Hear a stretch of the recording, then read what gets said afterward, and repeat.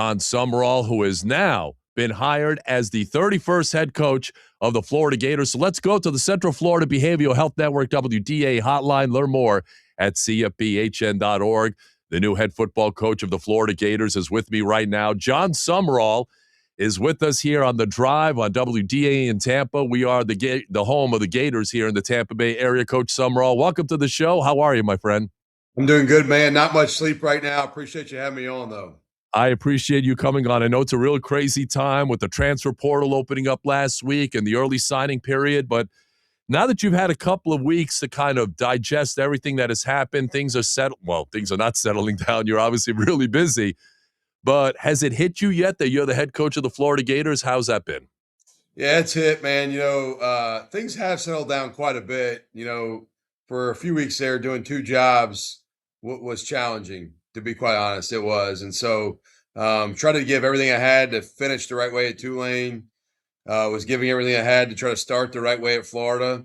And I've been very fortunate, most recently to just be really focused on the Florida Gators 2026 and beyond, and trying to build this program the way we want it to look for the short term and the long term. And so it's been good. We've been really focused on roster retention, trying to retain as many of our players we feel like can help us go where we want to go for this season coming up.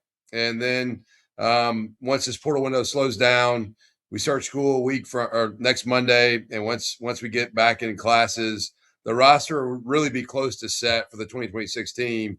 And we're already turning our attention to the 2027 recruiting class, but we'll be full speed ahead here in about a week and a half on that. Well, we'll get to your roster in a matter of moments. For people who are not familiar with you, you went to Kentucky. You were a rugged inside linebacker. We saw your introductory press conference. You showed a lot of energy and enthusiasm. You're preaching toughness, obviously, with this team. Were you destined, obviously, you haven't been a player in the SEC, and then you were an assistant coach in the SEC. Now you're a head coach. Were you destined to be a head coach in the SEC in your mind? Well, look, I grew up in the state of Alabama. All right. I was born in East Texas, but raised really in Alabama. That's home. And when you grow up in the state of Alabama, there's this thing called the SEC, and that's really all that matters, right? And so, we didn't have the Bucks or the Jags or the Dolphins. We had Alabama and Auburn. And so I grew up watching SEC football like it was the NFL. And to me, it's all I've really ever known. I was fortunate enough to be able to have the opportunity to play in this league collegiately. Had several offers, chose Kentucky. It was a great experience for me to go there and get away from home. The University of Florida unfortunately did not offer me a football scholarship, but I'm fired up to be here, man. This has been a lifelong dream of mine. I've been an assistant coach at a couple other stops in this league, and to be the head coach of the University of Florida is a dream come true for sure. The new head coach of the Florida Gators, Jon Sumrall, with me here on The Drive on WDAE here in Tampa Bay. So when you got the job, you had the pleasure of sitting down, and I saw your sit down with Urban Meyer and Steve Spurrier, and those were guys that really helped in the recruitment process to help get you to Gainesville, right? Yeah, really, one of those moments where as a job is maybe presenting, you sort of investigate it fully to make sure it's the right fit. And to be honest with you, at Florida early on was just kind of letting it play out. And then when things got more real and you pick up the phone and it's Urban Meyer, man, I was like, this is cool. Like, right. And so, and Urban, my first phone call with Urban, we talked at length. I don't remember how long it was exactly, but it was all about like my vision for what an off season looks like, and the weight room and the strength and conditioning program and mat drills and nutrition and the training room and all that stuff. And at the end of the conversation, Urban's like, man, this has been really refreshing because I talk to a lot of coaches now, and all they talk about is NIL and rev share and transfer portal. I don't really talk about any of that because to me, that's a part of what we do. But how you build a football team still comes down to the fundamental things of like, man, you have to be tough and gritty and play the game the right way. And how you form a team in February, I'm a firm believer, is how you win games in September. It's not just like go play football in the fall. It's what you do in the offseason that helps you become a team. And so, and then getting to connect with Coach Spurrier. He's been awesome. He's here in town. Obviously has his restaurant here. He saw some of our recruits last week. Been really cool to be able to interact with both those guys. I was going to meet up with them last night before the basketball game and maybe grab a bite or have a drink, but I had to get on the plane to go visit with one of our current players that we're trying to retain, and so I have not wasn't able to connect with them last night before the basketball game. So that current player you're talking about, that wouldn't be Jaden Baugh, your star running back, right? That in-home visit had already happened. Yeah, that one had already occurred. There's another Jaden that we're trying to retain Okay. that was seen yesterday. So Jaden Ball, saw Jaden Ball on Christmas Eve with my family. Did the full family in-home visit there.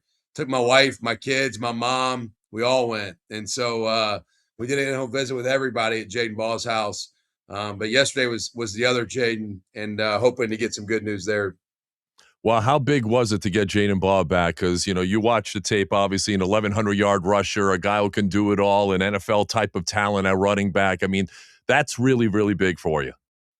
Yeah, it's huge. Look, I didn't shy away from it. When I took the job, I told the team when I met with them, I said, guys, I'm proud of y'all for finishing the season the right way in the Florida State game, right? Like, that's a big game. Yep. And let's not shy away from the fact that's a big game. And through adversity, they're sitting there 3-8 going into that game. Not ideal. Nobody wants to be there in that situation, but they found a way to get the win in a rivalry game. And told them I was proud of them. I said, look, when I'm the head coach here fully, and I've coached you in games, there will be players of the game. And I said, as the new head coach here, player of the game, Jaden Ball. Like, come on, man! Like, you ran for 200 yards, and so. And I also, in my introductory press conference, said, look, if you don't know what to do and you're the offensive coordinator at the University of Florida and Jaden Ball's on the roster, just turn around and hand off to him. Like, Right. that's a pretty good option. Like, I like that play call. And so thrilled he's back. Jaden, obviously, it's clear what he does between the white lines. He's a physical runner. He's a powerful runner, and he's a guy that brings it. Like, he runs behind his pads. But I think what I'm just as excited about is when you go in the weight room, you look at the lifting numbers. He's one of the strongest dudes on this team, and that weight room sets the culture of your program. And when you hear how he works in the offseason, that's what gets me excited about him being back on top of what he is as a player. Because, man, when your best players are your hardest workers, you have a chance to be a really good football team.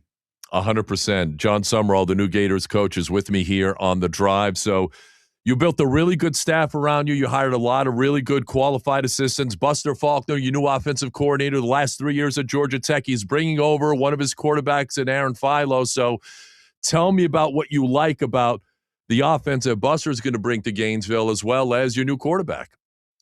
Yeah, so I've known Buster a long time. Buster really comes background-wise, schematically, sort of out of the Mike Leach air raid type tree originally. That's what he grew up in.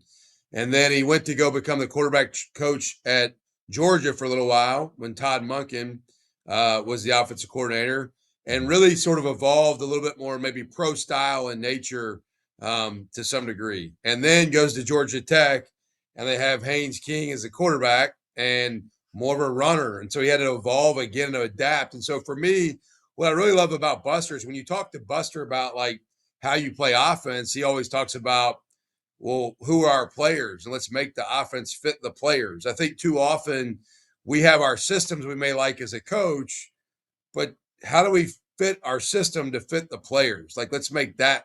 This is a player-driven game, all right? Mm-hmm. And, like, nobody comes to the game to watch me coach. They all come to watch our players play. And so how do we put our players in situations that really heighten their strengths and offset their weaknesses so we can put together a good product on the field? I think that's what Buster's done. Like, he's evolved as a coach and fit schematically the personnel. And so that's what excites me the most, probably.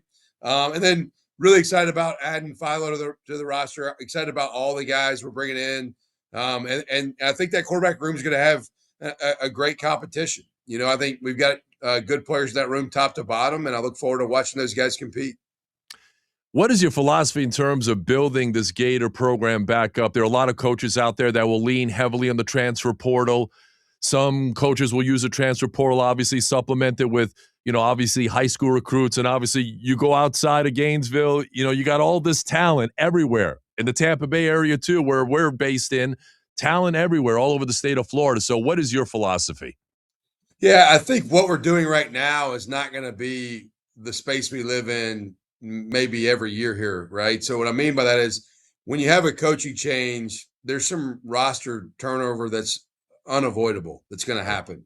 And so you don't lose a veteran experienced player to the portal and replace him with a high school player. You have to replace them with a portal guy a lot of the times to maybe keep your roster healthy in classification and veteran experience players. But the long term, picture of how we build Florida football, we're going to recruit the high schools predominantly. That's going to be our number one lifeline to this program. And that to me, we are so blessed to be in the state of Florida, like one of the best states for high school football in America, talent wise. And so the backbone and the foundation of what we do here is going to be through high school recruiting. All right. And so, and I don't care how many stars the guys got. Like, we have the ability to recruit the best of the best here at the University of Florida, in my opinion. But we're going to do our own evaluations, and we're going to recruit guys that are tough, that love football, and that are talented. And that stuff wins. And so high school recruits will be our primary way of building our team. Mm-hmm. We will supplement our program through transfer portal acquisitions that maybe fill a hole or a void that we may have on our roster. And we need to go out and get special players in the portal when we get them. This year is probably a unique year. Very fortunate we held on to as many high school kids as we did. We lost one committed kid when I took the job, one. All right. And so that says a lot about what the University of Florida is, for to be a coaching change and all but one kid stick with the University of Florida, because this is a special place. And so I think we can recruit the best of the best here at Florida. I'll get you out on this. You turn Troy around in a very relatively short period of time. You did the same thing at Tulane. Are we looking at a quick turnaround here in Gainesville, in your opinion? Because I know how competitive you are. Yeah, look, I said in my press conference, like, I do have a 5-year plan, but I also got like a 5-week plan and a 5-month plan. Like, I want to win right freaking now. All right. And so I'm not very patient. Like, my wife will tell you, like, I don't wait on a whole lot of things. Like, let's go. And so, look, there are a lot of things that have to get done here for us to be successful. We're not sitting here on third base ready to score a run. We got a lot of work to do. Okay. But I'm not interested in hearing about we can't win right now. Like, we better freaking win right now, or I'm going to be pissed off every day. And so I like winning. Like I said this in my opening remarks at my press conference, I have a 12-year-old son. When we play basketball in the driveway, he gets his ass beat. All right. So, because I like winning. And so we're on a mission. We're going to have urgency. And yes, I do think there is a vision for what this looks like to build a long-term sustainable program. But the trick is, how do we win right now while also focusing on how we build for the long haul? Well, you've seen the schedule. You know the teams. You know the rivalries that Florida gets mixed up with. I know that Florida-Kentucky game is going to mean something to you too, right? They're all going to mean something. Listen, I don't care who we play, where we play, when we play. I want to win. And yeah, Kentucky will be a cool one because it's my college football home in regards to where I played. But I don't care who we play and where we play. We're going to bring it every time. Well, Coach, best of luck to you. Really impressed with your introductory press conference and your overall, general outlook on this Gator program. We are the home of the Gators here in the Tampa Bay area, so a lot of Gator fans, a lot of Gator alums. What's the message you've got to the Gator fans? Man, we need everybody's help. Like, here's the deal. Alignment and synergy gives you an opportunity to be great. And I said this in my opening remarks when I got announced. If you want to go fast, go alone. If you want to go far, go together, man. It takes all of us. And I can tell you this, the University of Florida football is going to get everything I got every freaking day. And we're going to win here. But we need everybody pulling the rope in the same direction so we can get this thing done the right way. And I could not be more fired up to be here. We're fired up for you, Coach. Thanks very much for joining us. Congratulations on getting the gig, and we hope to talk to you soon. Good, best of luck to you. Thank you. Go Gators. Go Gators. I love it. All right, that's the head football coach of your Florida Gators, Jon Sumrall. I'm telling you, man, I'm ready to go through a brick wall for this guy. I love it. He wants to beat his 12-year-old kid at basketball just to teach him a lesson. That's a guy who wants to win, man. I don't care. My 12-year-old kid, I want to beat him.